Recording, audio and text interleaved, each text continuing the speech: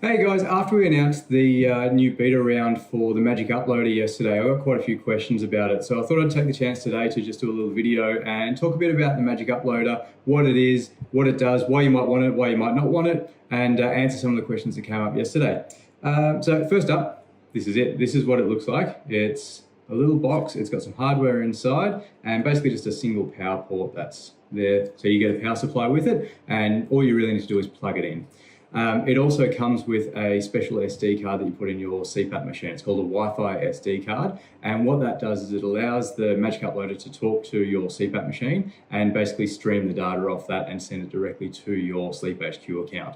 So effectively, that's the whole point of this thing, is it saves you from having to pull the SD card out of your CPAP machine, connect it up to your computer, upload your files into SleepHQ and go through that whole upload process. If you've got a Magic Uploader, that will happen automatically. It's just going to stream those files in as you're using the machine in real time. So really the benefit to it is that it just saves you from having to do that upload process. The other thing is that the data is instantly available. So it means that you can wake up in the morning, take your CPAP mask off and turn on your smartphone and your data will already be there from your previous night. You'll be able to see your full high resolution flow rate graph, all of your other statistics. Everything will just be there in the app ready to go for you every day as soon as you turn your machine off. So that's really what the Magic Uploader is all about, just convenience. You don't have to have one to use SleepHQ. You will always be able to upload your data for free manually just by dragging the files in. So if you're happy doing that, then fantastic. I know for me, that's probably the most painful part of the process, is having to remember to take my SD card out of the machine and drag the files across. And it's not my favorite thing to do with SleepHQ. So that was the genesis for the idea behind these, was how do we just take that pain point away so that it's really easy. I can wake up, take my CPAP mask off, and my data is just there and ready to go. So that's why we decided we wanted to build this thing. The reason why we called it the Magic Uploader was because when we were first developing it, Nick and I were standing here and I was wearing the CPAP mask and we were watching, I had it connected up to my CPAP machine, and we were watching basically in real time my flow rate graph coming into my SleepHQ account. So as I was breathing, as I was wearing the mask, it was coming into my SleepHQ account and we could see the screen as we were refreshing it with my new data live in real time. And it felt pretty magical, the fact that my CPAP machine was over there and completely unconnected, just coming through this wireless Magic Uploader box, my data was just appearing in SleepHQ. It felt like a pretty magical kind of experience and something that was pretty cool. Obviously, having your data coming in real time is not super beneficial to most people because you're going to be asleep while you're using your CPAP machine. So really the goal is just that as soon as you wake up, your data's there. You don't need to remember to upload it or do anything like that. It's just there. When you want to go in and check it, you've got every day of data in your account already without having missed anything along the way. It also means that if you're choosing to share your data with a doctor or something like that, they've also got access to your data in real time and as soon as it's uploaded as well. So again, your doctor's not waiting on you to remember to upload from your SD card or anything like that. You can just have your data instantly there and have your sleep doctor reviewing that whenever they're going to be online and looking at your data. Another question that came up a bit yesterday was, I have my own hardware. So these things are under the hood there, what's called a Raspberry Pi. And a few people have asked the question, I've got a Raspberry Pi, can I make my own? And the answer is yes, absolutely. So when we're selling these, we're effectively selling the hardware for them. It's the SD card that it takes plus the Raspberry Pi.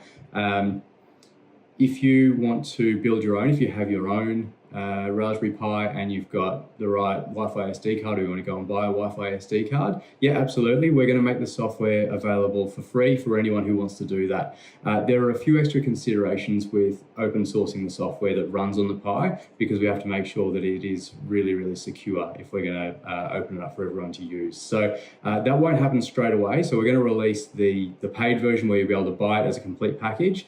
And so initially, basically, you buy it, it comes with everything that you need to get up and running. So it's got this thing, which is the Raspberry Pi in the box. It's got the SD card and the power supply that runs that all together. So that's everything. And again, it makes it a little easier for us because obviously we have limited resources. It's really just me and Nick building Sleep HQ. And so we're working as fast as we can and as hard as we can on doing everything, but we can't be all things to all people. So what we're going to do is have this available just as a package to begin with.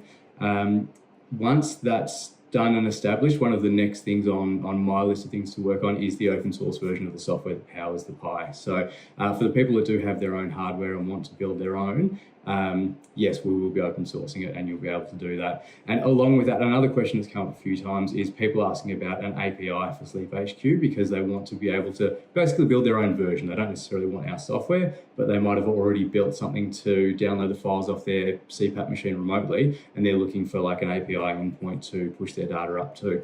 The answer to that one as well is yes, it's coming.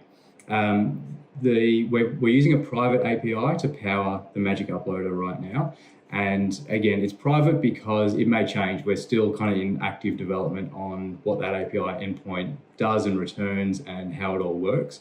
So that's the main reason why we haven't made it public just yet. But we will be making it public at some point in the future, and it'll probably happen at the same time as we open source the software for this. So that way it means if you're technically minded and you're interested in doing that sort of stuff, then yeah, you can just take the flash of the firmware for the Raspberry Pi, put it onto your own one and just copy the device effectively for free.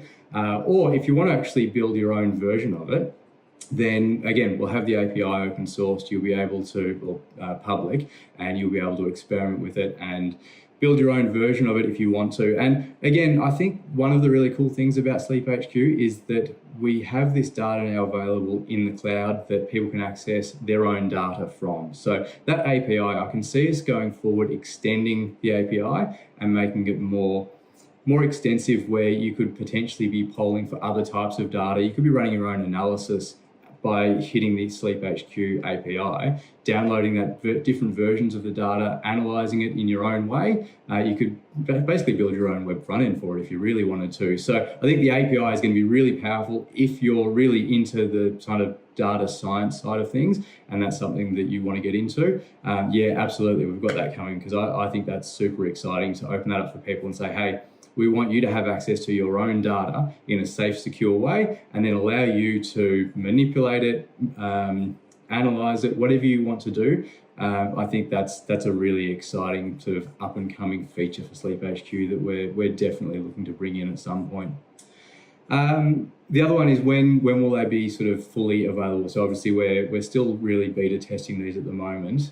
This is going to be our final round of beta testing that we've just started now.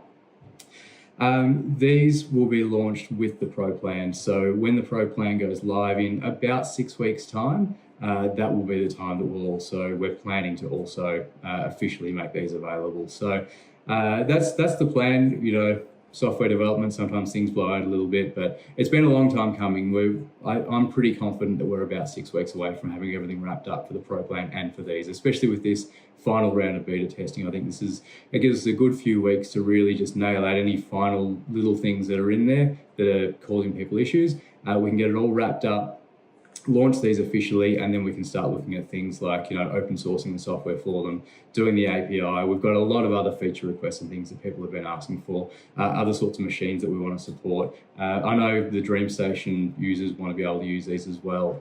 So that's definitely one of the things that we'll be looking at as well. And BMC machines, BMC keeps coming up. We've got a whole bunch of stuff coming down the pipe with BMC. We just need more me and Nick's here to actually do the stuff, because it's hard work. It takes a long time, and yeah, we're going as hard on it as we can. So we'll keep you updated. We'll let you know how we're all progressing. But yeah, for now, I just want to take the chance to thank everyone for the big response yesterday. It was pretty overwhelming. We got a lot of emails about the beta test for the Magic Uploader. If you didn't get an email, I'm really sorry. We've only got very limited supply of them right now, because we're aiming for that big launch in 6 weeks' time. So we're just keeping it fairly small for this stage. But for the people that did get in first, thank you very much. Really appreciate the support, and yeah, looking forward to your feedback, getting to work with you guys while we do this final round of beta testing. All right, guys, I think that's everything from me today. I'll catch you all soon.